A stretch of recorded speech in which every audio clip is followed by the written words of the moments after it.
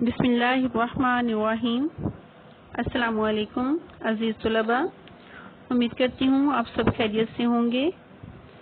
میں ہوں آپ کی اردو کی معلمہ شگفتہ تنویر، جماعت انجم کے طلباء اور طالبات کے لیے آج کا جو ہمارا سبق ہے اس کا نام ہے دنیا۔ اس سبق کے تدریسی مقاصد ہیں: سبق کے اختتام پر ہم اس قابل ہو جائیں گے کہ نظم کو شاعرانہ انداز میں پڑھ سکیں، مشکل الفاظ کے معنی لغت سے تلاش کر کے تحریر کر سکیں، دیے گئے الفاظ کو بامعنی جملوں میں استعمال کر سکیں۔ تو طلباء، آپ کو اسکرین پر ایک تصویر نظر آ رہی ہے، ذرا سوچ کر بتائیں یہ کس چیز کی تصویر ہے؟ جی یہ گلوب کی تصویر ہے۔ اس میں کون سا نقشہ دکھایا جا رہا ہے؟ آپ کو پتہ چل رہا ہے اس میں کسی خاص علاقے کا ہے؟ جی، یہ کسی خاص علاقے کا نہیں بلکہ یہ پوری دنیا کا نقشہ دکھایا گیا ہے۔ اب یہ تصویر دیکھیں، اس میں کیا نظر آ رہا ہے؟ ہاں جی، اس میں پہاڑ ہیں اور بادل بھی ہیں، اور جی ایک جھیل بھی نظر آ رہی ہے ہمیں اس میں، اور جی ہاں اس میں پودے بھی ہیں۔ تو یہ سب چیزیں کس چیز کا حصہ ہیں؟ دنیا کا۔ تو طلباء، آج جو ہم سبق پڑھ رہے ہیں اس کا نام بھی دنیا ہے۔ یہ ایک نظم ہے۔ آپ کو پتہ ہے نظم کسے کہتے ہیں؟ جی، نظم اشعار کا ایک ایسا مجموعہ جس میں کسی ایک خیال کو تسلسل سے بیان کیا جائے اسے نظم کہتے ہیں۔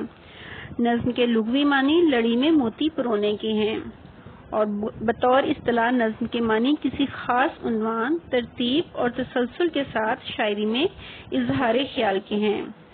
اور اس کے ساتھ ساتھ نظم ایک خاص چیز بھی ہوتی ہے نا، پتہ ہے نا آپ کو وہ کیا ہوتی ہے؟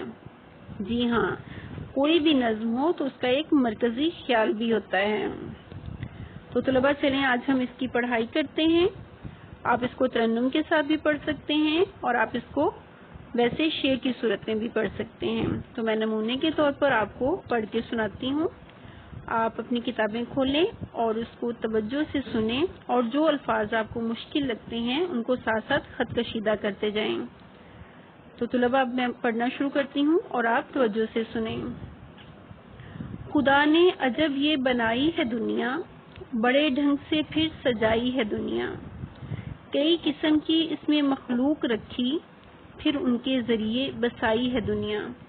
تو اس میں شاعر کیا بیان کر رہے ہیں؟ اس میں شاعر بتا رہا ہے کہ اللہ تعالیٰ نے یہ بہت ہی عجیب دنیا بنائی ہے اور اس کو مختلف طریقوں سے سجا دیا ہے۔ کیسے سجا دیا ہے؟ اس میں بہت زیادہ مخلوقات پیدا کی ہیں۔ کتنی مخلوقات ہیں ان کا ہم اندازہ ہی نہیں کر سکتے۔ انسان ہیں، جانور ہیں، چرند ہیں، پرند ہیں، کیڑے مکوڑے ہیں، اور ایسے ایسے حشرات ہیں کہ جو ہمیں نظر بھی نہیں آتے، اور ان سب کے ذریعے اللہ تعالیٰ نے کیا کیا ہے؟ اس دنیا کو بسا دیا ہے۔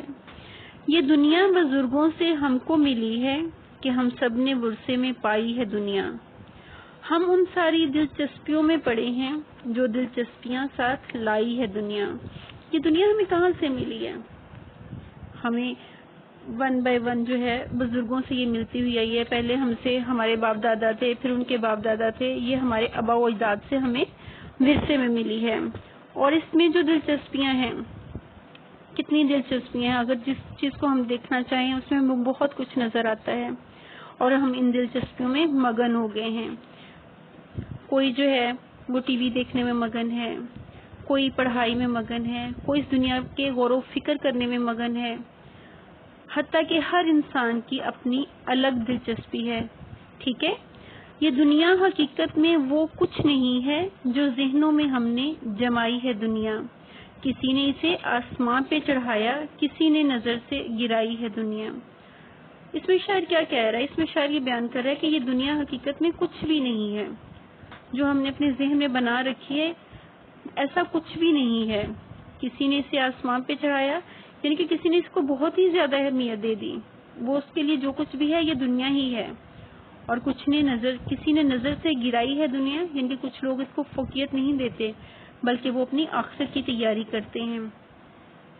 یہ دنیا مگر آخرت کی ہے کھیتی، عجب ہے ہم سب کو بھائی ہے دنیا، ہے یہ دیکھنے میں بہت خوبصورت، اسی واسطے دل پہ چھائی ہے دنیا۔ اس میں شاعر یہ بیان کرتا ہے کہ یہ دنیا آخرت کی کھیتی ہے. عجب ہے کہ یہ ہم سب کو بائی ہے دنیا.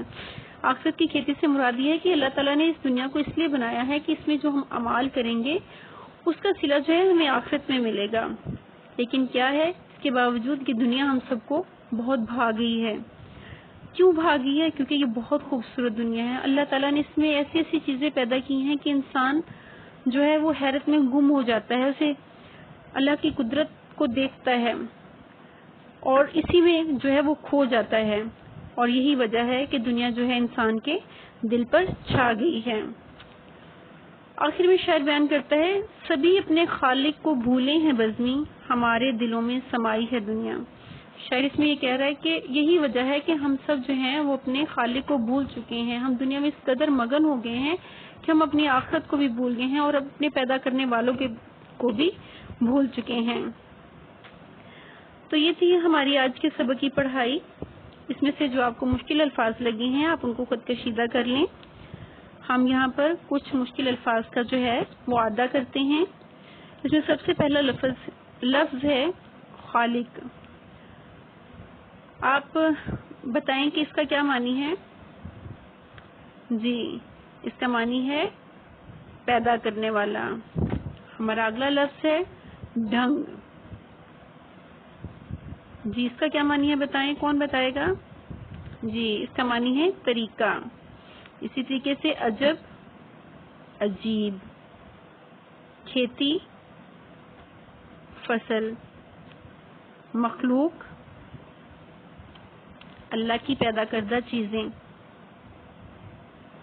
دلچسپیاں, جی جس میں ہم مشغول ہو جاتے ہیں. جی ورثہ, جو چیز ہمیں وراثت میں ملتی ہے. تو طلباء یہ تھا آج کا ہمارا اعادہ.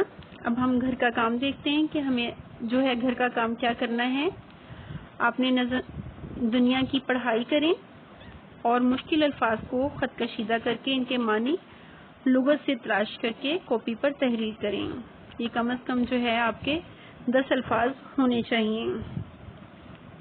ان الفاظ کے معنی تلاش کرنے کے بعد ان الفاظ کو آپ بامعنی جملوں میں استعمال کریں گے. تو طلباء جب آپ یہ کام کریں تو آپ نے املا کی درستی اور جو ہے خوش خطی کا خاص طور پر خیال رکھنا ہے. تو اب میں اجازت چاہتی ہوں. اللہ حافظ.